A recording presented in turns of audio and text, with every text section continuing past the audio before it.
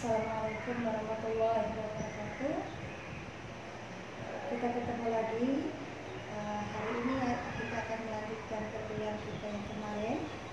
Ya, hari ini kita bicara tentang manajemen pendidikan. Ya, apa sih yang dimaksud dengan manajemen pendidikan? Hari ini kita akan bicarakan tentang apa makna daripada administrasi, apakah sama dengan manajemen. Pada pelaksanaannya sebenarnya ada beberapa pakar dalam manajemen. Dia mengartikan administrasi itu tidak jauh beda dengan manajemen, karena administrasi bicara tentang bagaimana melayani. Administrasi itu berasal dari kata ad, ya, intensif, ministrare, melayani, membantu dan memenuhi. Administrator orangnya yang memberikan pelayanan. Administrasi kerjaan yang berhubungan dengan ketatarusahaan.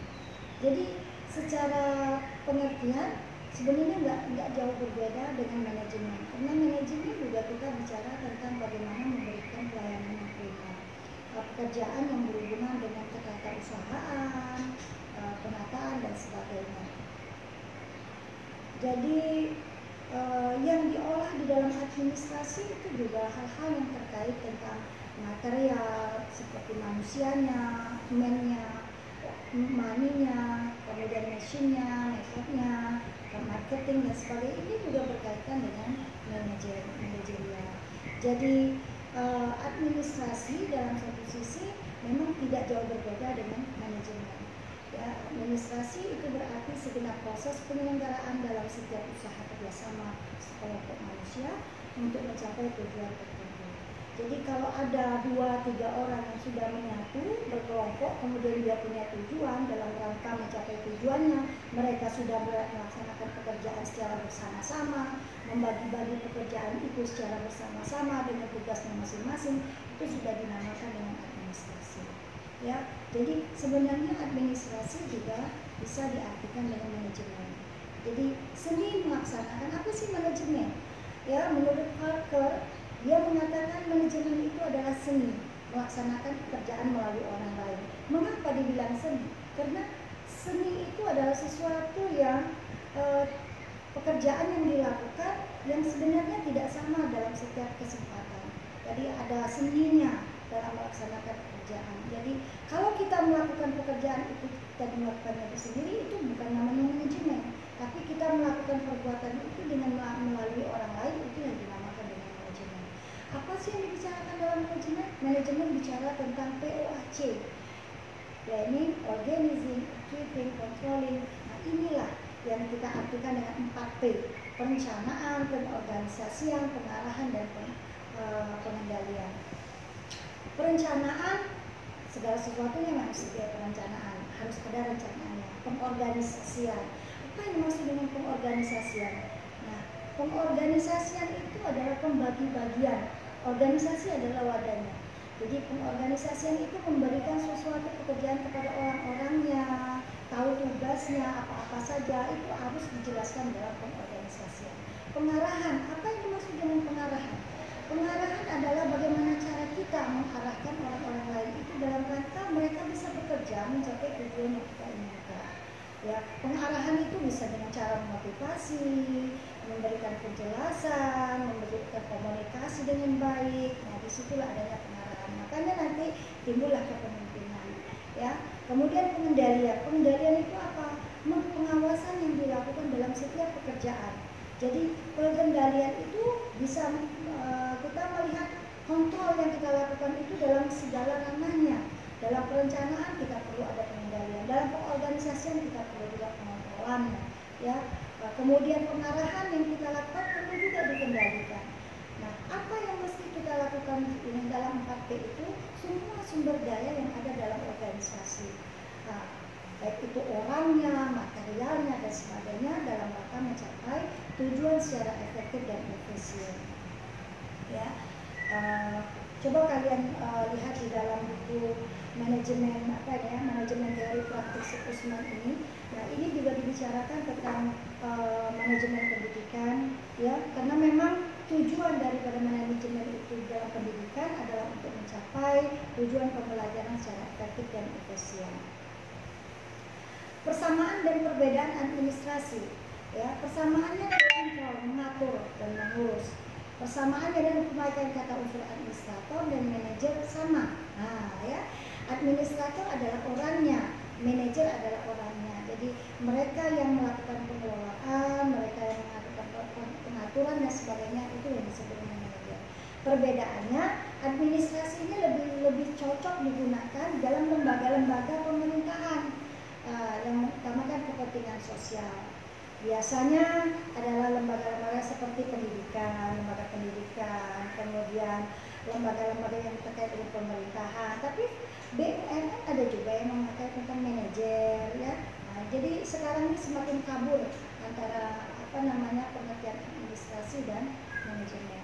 Nah, jadi menurut pendapat sebagian para pakar, manajemen ini cocok untuk lembaga-lembaga swasta yang lebih mengutamakan komersial. Seperti apa? Seperti perusahaan. Maka kita kenal manajer divisi, manajemen pemasaran dan sebagainya. Tapi sekarang orang lebih menyamakan pemahaman mereka terhadap pengertian manajemen dan administrasi itu menjadi satu. Contohnya saja di lembaga-lembaga pemerintahan yang BUMN, ini tetap menggunakan manajemen dan manajer. Ya, dalam pendidikan juga menggunakan manajemen. Makanya ada fakultas manajemen. Ya, contoh bahwasanya mereka tidak persamaan dan perbedaan administrasi dan manajemen itu sangat tipis sekali, ya, perbedaannya. Nah, perbedaan bos dan pemimpin. Nah, di dalam administrasi dan di dalam manajemen itu kita mengenal kata-kata bos, kata-kata pemimpin, manajer. Nah, apa sih sebenarnya perbedaan? Kalau bos itu biasanya indikasinya adalah orang yang biasa memerintah.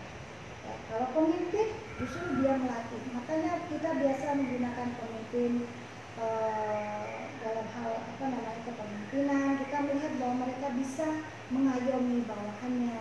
Ya, makanya itu ada perbedaan antara pengertian bos yang selalu ingin berkuasa. Ya, perbedaannya menciptakan rasa takut, percaya, kemudian suka menyalahkan, kemudian dia yang tahu caranya menggunakan orang dalam rangka mencapai tujuannya, kemudian menasehati seolah-olah dialah yang sangat mengetahui, kemudian berkata sering dengan kasar. Nah, berbeda dengan pemimpin. Pemimpin ini biasanya akan melakukan pengayoman. Kemudian dia akan melatih bawahannya supaya mereka bisa menjadi pemimpin yang bisa diberikan semacam tugas dan wewenang. Punya niat baik untuk menciptakan kebanggaan secara bersama, sehingga mereka sering berkata kita, bukan saya. Dan mereka memecahkan masalah secara secara bermusyawarah terlebih dahulu, sehingga kelihatan bahwa mereka ingin menunjukkan caranya bagaimana menjadi pelayan yang baik. Nah, kemudian berkata-kata dengan tidak spontan melakukan secara arogan, tapi mereka biasa berkata berusaha. Nah, itulah kadang definisi perbedaan daripada bos dan pemimpin. Definisi pendidikan.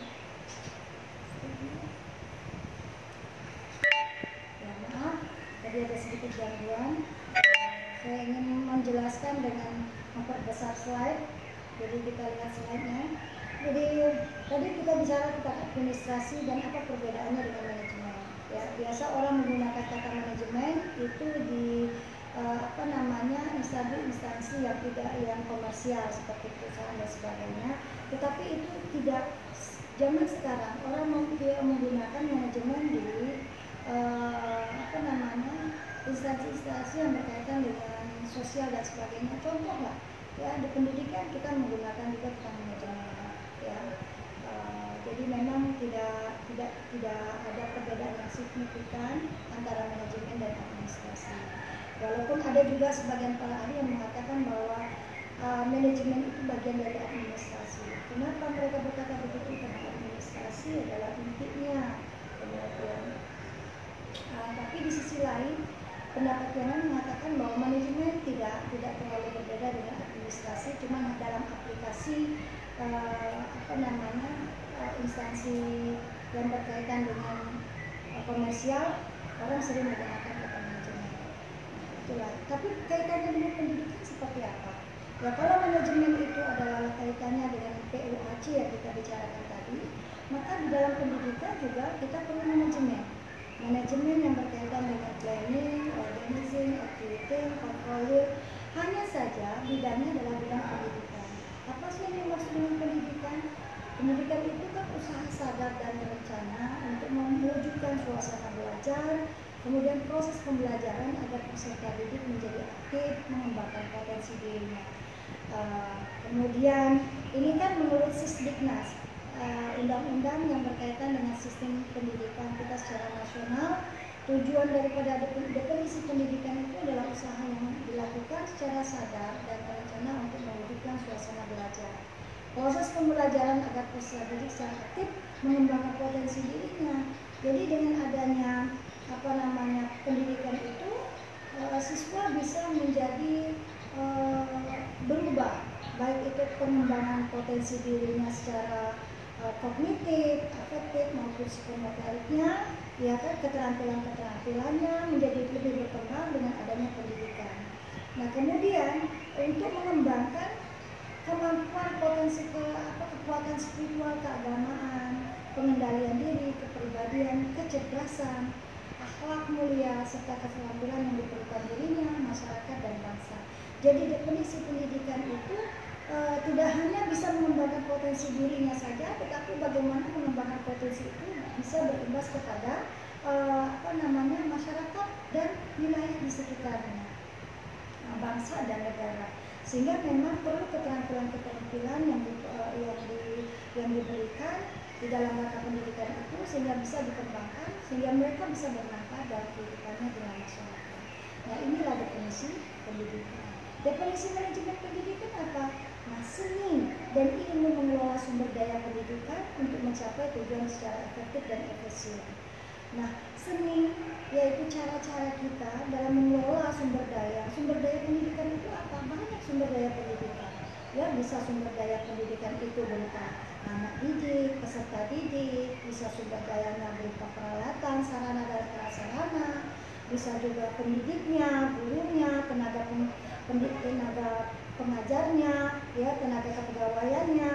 Nah, dalam rangka mengelola sumber daya semua ini, ya, untuk mencapai apa? Tujuan pendidikan secara efektif dan lebih efisien. Jadi tujuan dan manfaat dari manajemen pendidikan itu sendiri adalah terwujudnya proses belajar mengajar yang ICAN istilahnya, ya, proses belajar mengajar yang bermakna, ya. Jadi